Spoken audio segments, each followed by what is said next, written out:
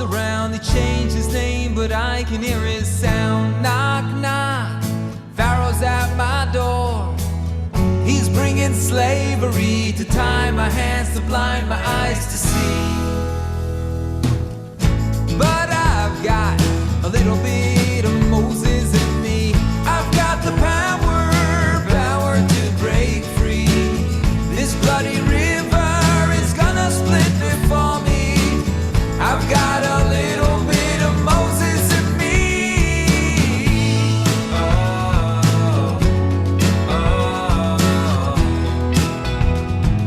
a bit of Moses in me. Knock, knock, Pharaoh's at my door. Oh, he still comes around. He changed his name, but I can hear his sound. Knock, knock, sorrow's at my door. He wants to drown my faith, to push me down and hold me to the floor. But I've got a little bit of Moses in me.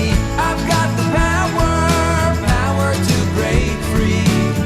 This bloody river is gonna split before me.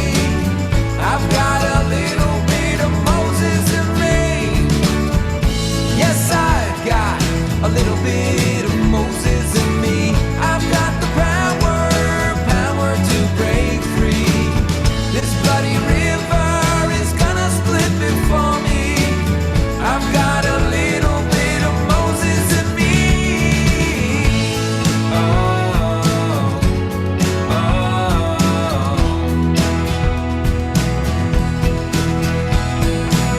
No gate is high enough to keep me from my land. This desert's burning up, I think you understand. No barrel's big enough to tell me what to do. I've seen you working hard and I believe in you. Yes, I believe in you. 'Cause I've got a little bit of Moses in me. I've got the power to break free. This bloody river is gonna split before me. I've got a little bit of Moses in me. Yes, I've got a little bit of Moses in me. I've got the power to break free. This bloody river is gonna split before me. I've got a little bit of Moses in me. Oh, oh. A little bit of Moses in me.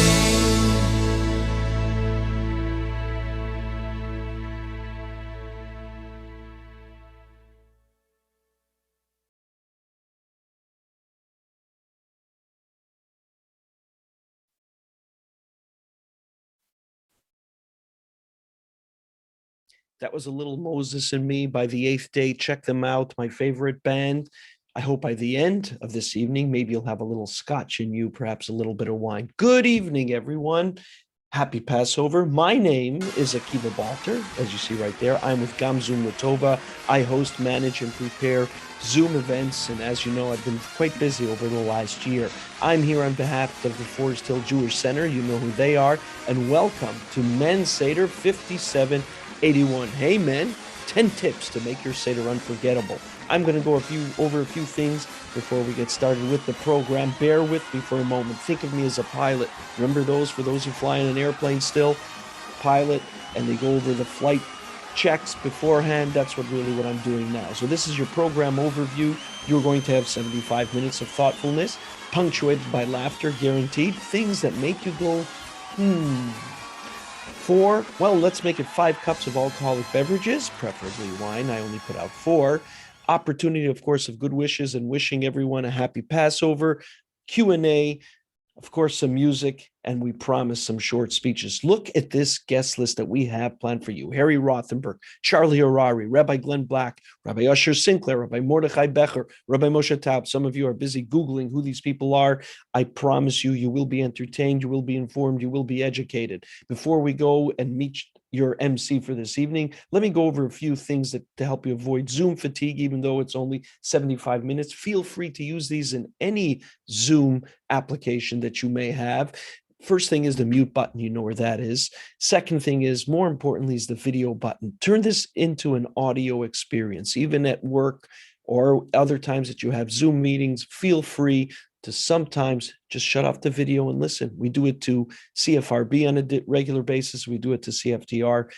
We sometimes do it at home as well, but we won't get into that. Use the video button on occasion. Take a 5-minute break if your eyes need it. And now, the moment you've been waiting for. Here is your MC for the evening, the rabbi who is Beseder all year around. And now, Rabbi, here's Johnny.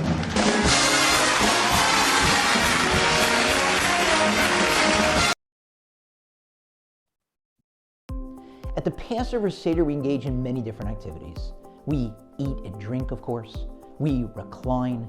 We ask questions and answer them. We sing, and we dip or dunk various items. The first dipping occurs right at the outset of the Seder when we take a vegetable and dunk it into salt water. The most common explanation for that ritual is that we are meant to remember the bitter tears that our ancestors cried while they were enslaved in Egypt. Tears that went straight up to heaven and eventually aroused God's mercy. But one commentator says that there's something else that we should be keeping in mind. The tears are represented by the salt water. What about the vegetable itself? His explanation is based on the unusual word that we use to describe this ritual, karpas. What's karpas? That's not a vegetable. A vegetable in Hebrew is yerek. Vegetables are yirakot in Hebrew. So why karpas? The word is so unusual that it does not appear in the entire Torah. The only place it does appear in our writings is in Megillas Esther, which we read on Purim. It's used to refer to a type of material that's used in fine clothing or drapery. Rashi, the greatest of the biblical commentaries, writing in the 1000s in Troyes, France, he does use that term once in his commentary on the Torah. He uses it to describe a particular item of fine clothing. What item? None other than Joseph's amazing Technicolor dream coat, the coat that his father Jacob, Yaakov, gave to him. Why would we call a vegetable karpas and have in mind Yosef's coat? The answer, according to this one commentator, is that's what we're meant to remember. When we're dunking that vegetable into the salt water, we are reenacting the horrifying episode of the 10 brothers of Yosef after selling him as a slave to Egypt, taking his coat, dipping it into the blood, and tricking their father into feeling that he was killed, torn apart by a wild animal. Now, I get it. Brothers, siblings don't always get along. I just want you to know I hate you. I hate you too. You better not go to sleep. As soon as your eyes shut, I'm gonna punch you square in the face. I hope you stay still when you sleep, because I'm putting a rat trap between your legs. I'm gonna take a pillowcase and fill it full of bars of soap and beat you. The first time that my wife, who was then my fiance, came to visit my parents' house for Shabbos. We had gotten engaged, and my parents and I read the riot act to my younger siblings, particularly my brothers, asking them to be on their best behavior. That lasted about 10 minutes. We sit down to the Shabbos meal. I'm sitting next to my father. My fiance is sitting next to me. My next two younger brothers, who are teenagers at the time, were sitting next to her. And sure enough, a little fight starts, a little bickering, and then it quickly escalates, as it often did, and they're in a full-blown fist fight. I'll never forget my wife ducking for cover, putting her hands over her head, my father and I trying to break up the fight. At least she can't say that she didn't know what she was getting into when she married into my family. But imagine a worse fight. Imagine two teenagers that get into such a bad fight, and one of them lands maybe a skilled, maybe a lucky punch, and breaks the other one's jaw, shatters it. Surgery, hardware, long recovery. Eventually they make up, but obviously an extremely unpleasant episode that neither of them ever wants to talk about or relive. And now imagine years later, fast forward, they're at some family gathering. They've both gotten married and they have kids. And one of the kids of the person who threw the punch is at that age where kids will just say anything. They don't realize appropriate, not appropriate. And he sees his uncle, the one with the jaw that had been broken years earlier, and happens to notice that it's crooked and says, "Hey, Uncle Izzy, why's your jaw crooked?" You think that might lead to an extremely awkward moment during that family get-together? So I ask you, why in the world, during the Seder, are we opening up the closet of Jewish history and taking out what may well be the biggest skeleton that exists inside? According to this commentator, the reason we open that closet and take out that skeleton right now is to remind us how the slavery began. The first Jew that went down to Egypt before we were enslaved was Yosef. And he got down there because of brothers that didn't get along. This is the night we're supposed to remember that we were slaves and we got freed. So we recall with horror, with revulsion, with embarrassment, with regret, how it all began. And we specifically recall that now, at the Seder, when we're with our family members, to remind ourselves how dangerous it is if we allow small, tiny little family jealousies or rivalries to fester, if we fan those flames, what they could lead to. Families being destroyed, generations being destroyed. And so we remind ourselves how important it is not to fan those flames, how important it is to tamp them down instead, to put them out, to take out the fire extinguisher. I represent people, families who have lost limbs and loved ones. Can't tell you how often I'll hear from a family member who unexpectedly lost a loved one in some tragedy. I didn't get a chance to say goodbye, or even worse, I didn't get a chance to apologize. We were in a fight before it happened, and now I'm never going to get that chance. Life can be unusually or unexpectedly short. You may feel that tomorrow I'll get around to it, tomorrow I'll make up, tomorrow I'll forgive. Don't wait till tomorrow. Do it tonight, do it right now. That's what we're reminding ourselves, to not let those petty squabbles, jealousies, rivalries turn into something much worse that can engulf us and our families. So what better night to remember that when we're with our family members, to look around that room. You know, I think I said something last week, a month ago, a year ago, 3 years ago to that person, my brother, my sister, my father, my mother, my cousin, my aunt, my uncle. I never apologized. We never kind of made up. Or I've got that other issue with so-and-so that, you know, it's still, I think, simmering beneath the surface, festering. I haven't gotten over it. Maybe we need to talk it out. Or maybe they haven't gotten over it. Maybe we need to talk it out. And don't wait for them to apologize. I don't care. Yeah, they were wrong, and you were right. But trust me, if you had the chance to offer that olive branch, take the first step and apologize and work that out, it's going to lead to amazing things for you and for your family. And that later this year, when we stand in front of God at Yom Kippur and regret our sins and ask for forgiveness, we can say to him, hey, remember, I forgave that other person, even though I was right and he or she was wrong, and now I'm asking you to forgive me. That's incredibly powerful. So let's work on that, and hopefully it'll lead to a brighter future individually, for our families and for our extended families. And while we're at the Seder, after remembering at the beginning that the first act that led us into slavery was due to siblings that didn't get along, let's also recall that we were led out of slavery by God's two messengers, Moses and Aaron, Moshe and Aaron, two brothers who did get along. Moshe was the younger brother who took over the mantle of leadership from his older brother who wasn't jealous. Brothers that didn't get along led us into slavery. Brothers that did get along led us out. Beautiful lesson to think about. Have a fantastic, meaningful Seder and a happy and healthy Passover.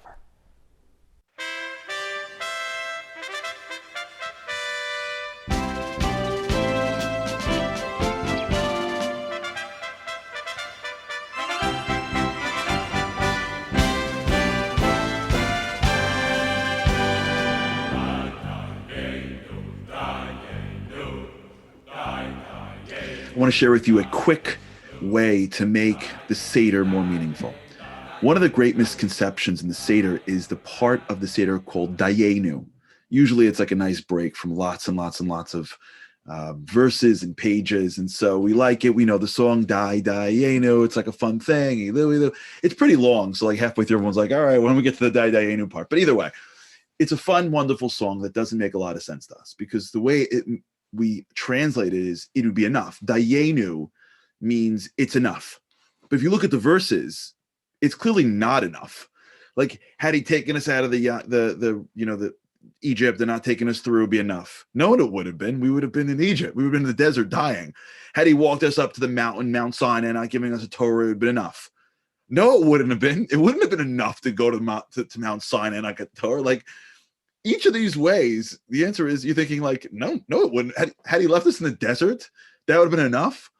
Are you joking me? It wouldn't have been enough. You can't just shoot a shot. It's got to go in. If it's rolling on the rim, you got to put it in for the score. Like, it's not enough to go 80 yards down the field. You got to get it in the end zone. It's God we're talking about.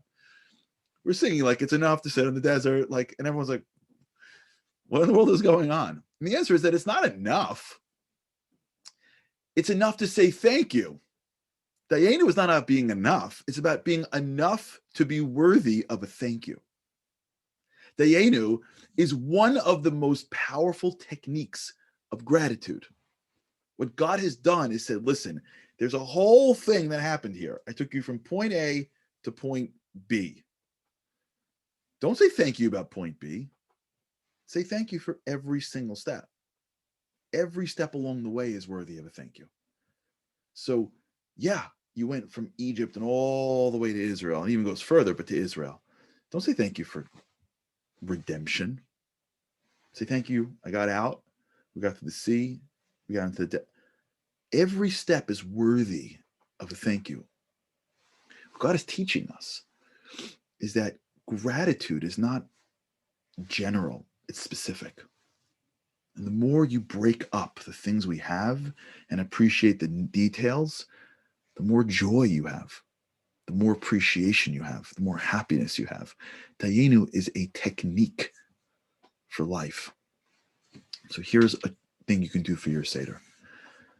Have people go around and be thankful for something, and then have them break it down to a few parts. Thank you for health. Really? What part of health? Thank you for that I'm alive. Thank God I can breathe. Thank God I can eat. Thank God I can go to the bathroom. Thank God I can walk.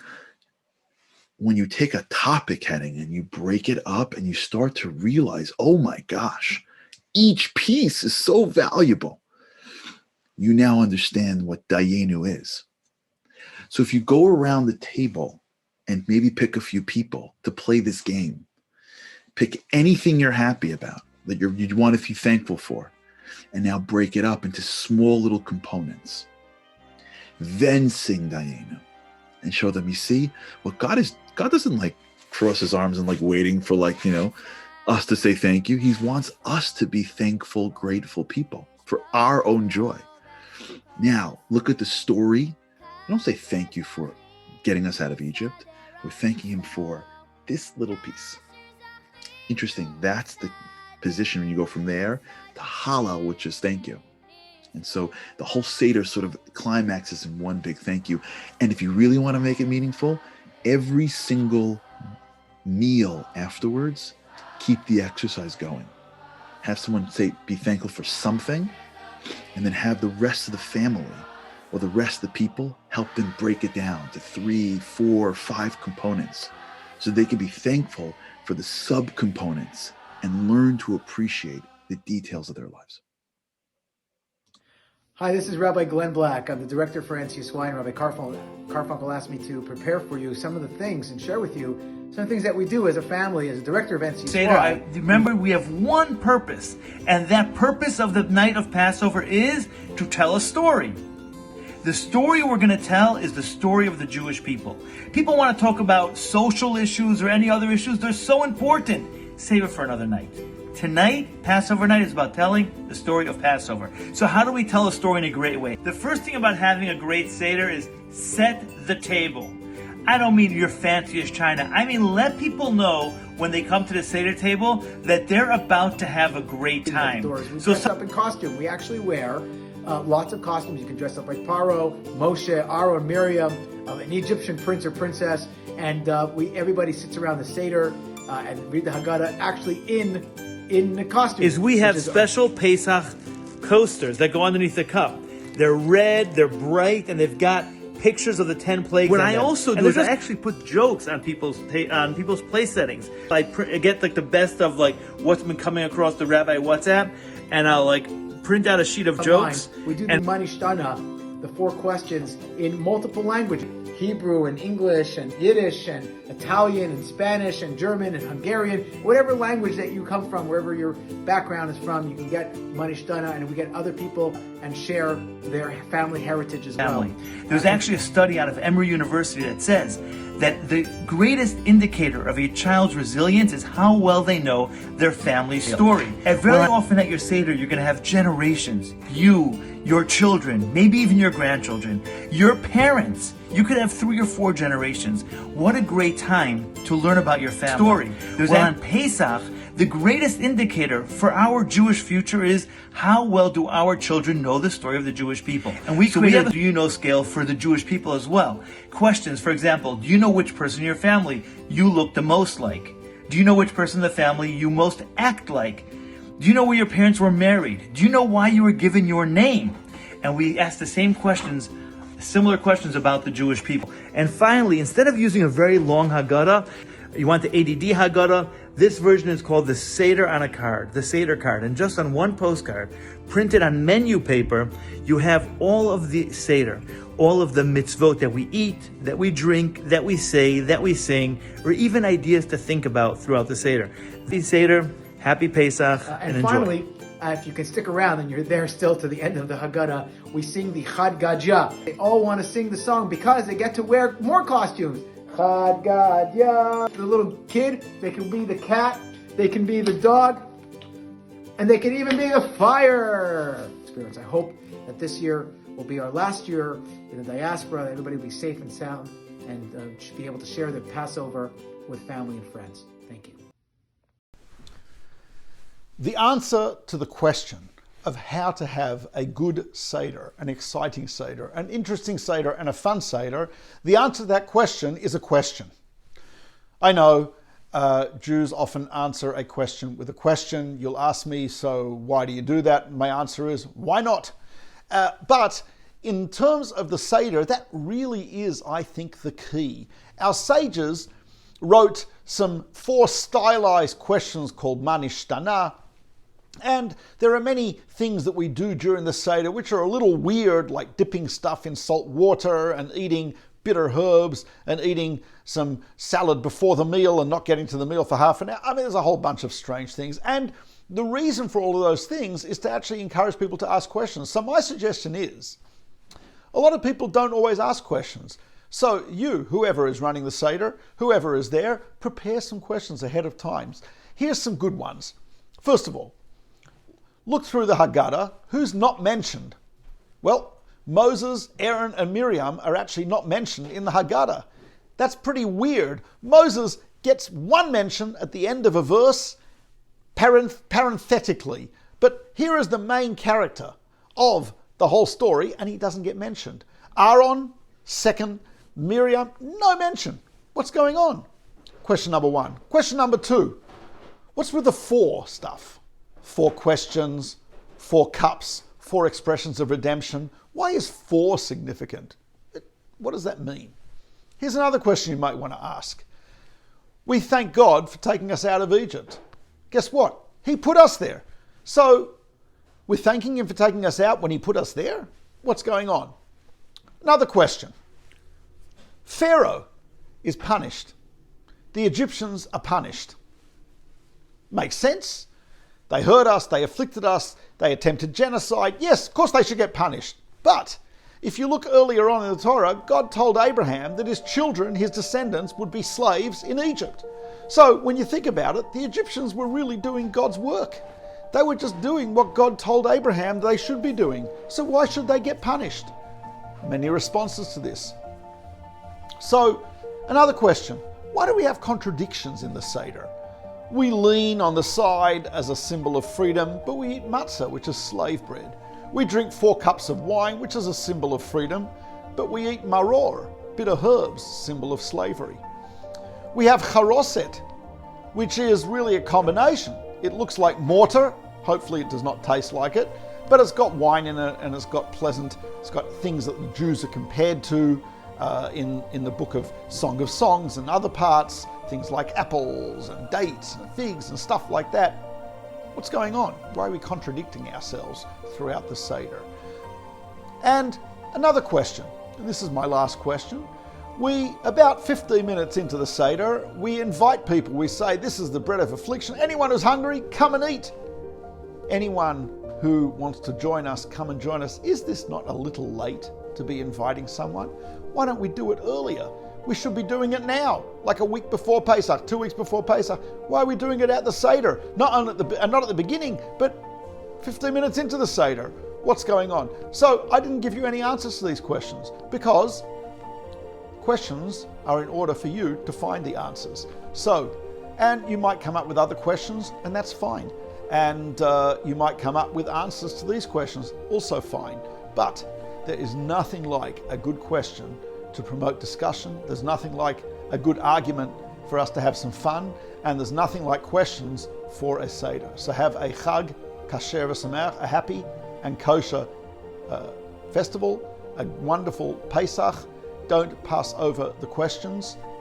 Don't skip over the inquiries, and look at all of these things and discuss, answer, talk amongst yourselves. Chag Sameach. This is Mordechai Becher.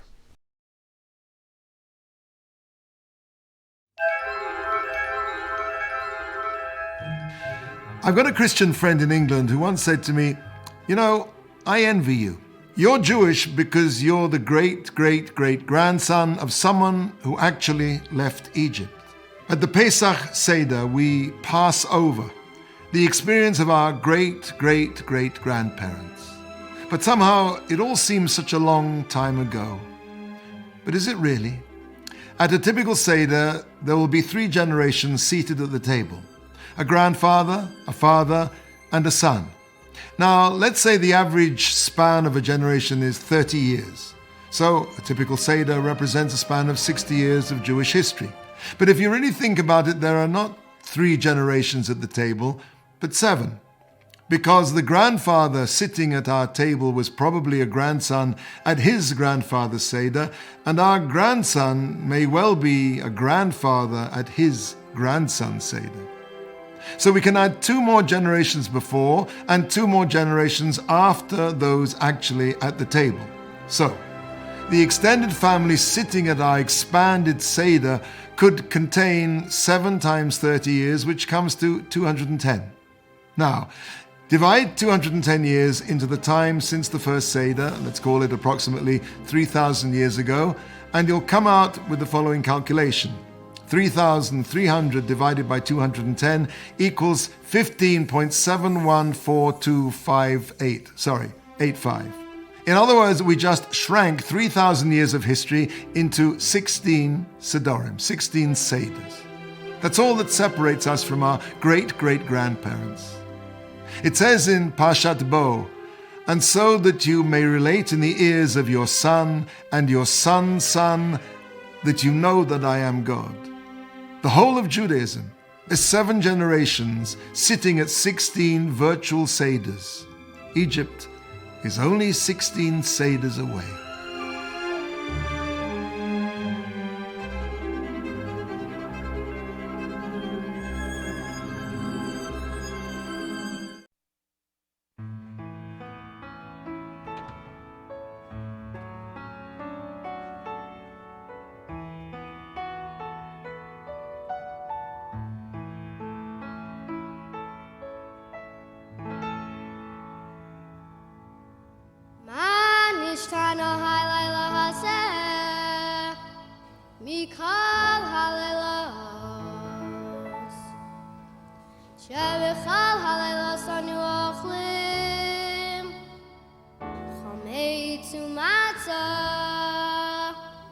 Alayla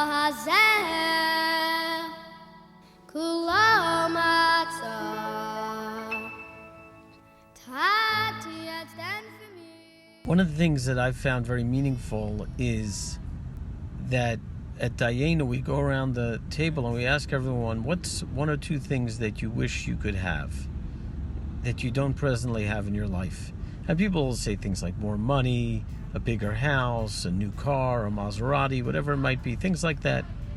Things are a little far out. Then I go around the table and ask them, what's something that you're grateful for that you have now? Or what are two things you're grateful for? And they'll say things like their health, their family, their job, their sense of meaning, their being Jewish. And then I tell them, well, can you match the two up? What's more important to you? What's more valuable to you? And looking at it, they realize what's more valuable to them is what they have in their life right now. So I say you have to realize two things. First of all, you already have what you need and what you want. You're so fortunate. Be happy with what you have, because that really is what's more meaningful and more important to you. And second of all, Ezeu Ashir Asameach Bechelko, who's wealthy, the one who's satisfied with his lot. You have so much to rejoice with, to be happy with. You have a most wonderful lot. Look at what you have. Also have people prepare ahead of time. I let them know it's a long Seder. We go till late in the evening. Don't come hungry, don't come tired. I send them an email to everyone in the Seder about a week before. Say, come rested, don't come hungry.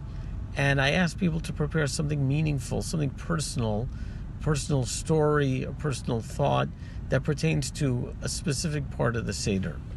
I ask them not to get too scripted.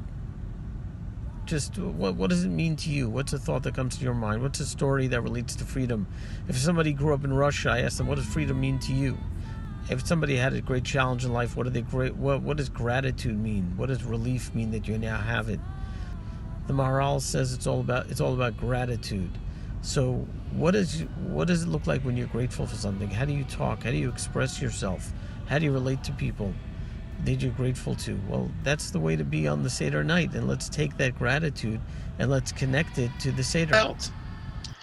So the Sefarno in Devarim, when it adds a fascinating idea. What we learn from this pasuk of Chipazon is God introduced something new to the world, and that is the speed of redemption. Irrespective of how you left, the bottom line is that you were enslaved and all of a sudden you're not. And therefore, from this little tidbit of information, we are celebrating this concept of speed of redemption. Necessary only Egypt, but from all our travails of life. The speed of redemption even from this pandemic. Redemption ultimately, when the Jewish people will be free and liberated, and the coming of Mashiach. It'll come b'chipazon. It'll come with speed. How fast is chipazon? You know how fast? As fast as the story of the Jews leaving Egypt. Well, how fast was that? That was so fast that you couldn't even allow the breads to rise. Just wanted to share two small insights that work at our Seder and hopefully you can implement at your own. So number one, this is a beautiful thing. You have to realize, you have to figure out if your family is the right type of family for this. But before you start your Seder, go into a huddle with your kids. And very seriously, not too seriously, I tell my kids, listen, you got to understand something. Our family has had a Seder for over 3,000 years uninterrupted. My grandma had one in Auschwitz. For all we know, our family had one in some cellar somewhere in Spain. And somehow we still have exactly the same Seder that's thousands of years old. How is that even possible? And I tell them it's because I sat by my parents' Seder, I sat by my grandparents' Seder, and they sat by their parents and their grandparents, and they watched, observed, they asked, and tried to really internalize it. And it worked. And I tell them that one day after 120, I'm not going to be here to do it. And you are going to be making your own unique Seder for your children, for your grandchildren. And you got to keep the link in that chain of tradition strong and stronger than you can ever imagine. And I really find that it talks to my kids, and when it gets to the Seder, right away, they're in the right frame of mind. With that being said, we obviously do some lighter things as well. It's not all heavy stuff. So one cute thing that I've been doing for years is I come to the table with a box of plastic spoons, and any kid or even adult or teen that asks a question, even a simple question, gets a spoon. You can get 10 spoons, 20 spoons. The more questions, the more you get. And after the holiday, during the intermediary days on Chol Hamoed, they could be exchanged for something. It used to be in the past, this is hard for me to say, that I would take them to Toys R Us of blessed memory and they buy some toys there. And now, either we give them some kind of cash value or they could buy something on Amazon. But it sparks such a nice conversation. And what's amazing is that the 4, the 5-year-old kid asks really good questions. And the older kids are amazed. And that encourages them to ask. And a dialogue starts. And if I don't know the answer, because I don't know the answer to every question, I try to look it up over the holiday and give them an answer. Maybe a different day of Yantif. It's just such a nice thing. And it works pretty well in my family. If it works with your family, I'll take all the credit. And if it doesn't work, well, we'll pivot and hopefully come up with something a little bit more creative for next year. Regardless, wishing you and your family a beautiful, uplifting, inspirational Pesach Passover. As we say at the end of the Seder, L'Shana Haba B'Yerushalayim. Find someone who never heard of the story of the Exodus from Egypt, and that's hard to find because it's the greatest story ever told. You can't find anybody who doesn't know Abraham, Isaac, and Jacob and Egypt and the Jewish wanderings in the desert for 40 years. But let's say we go to Timbuktu or to the southern tip of China and they don't know, and we tell them the story, and it's an amazing story of the leader of the Jewish nation being raised in the palace of Pharaoh. Just imagine Osama bin Laden's son becoming a leading halachic ruler, the Sicer of Jewish law. So bizarre. And as we have the 10 plagues, each one of them, dam, tzvardeya, blood and frogs and lice and so on, each one measure for measure, paying back for what the Egyptians did for us. And then finally, like a good book and a good movie, we make it out. Makos Bechoros, the plague of the firstborn. Pharaoh was a firstborn. He sends the Jews out. We're free. And before the credits roll, when we think we have a happy ending, 7 days later, we're surrounded. Egyptians on one side, the water on the other side, and another great miracle, the splitting of the sea. And we tell this person in Timbuktu, so we now celebrate every year since.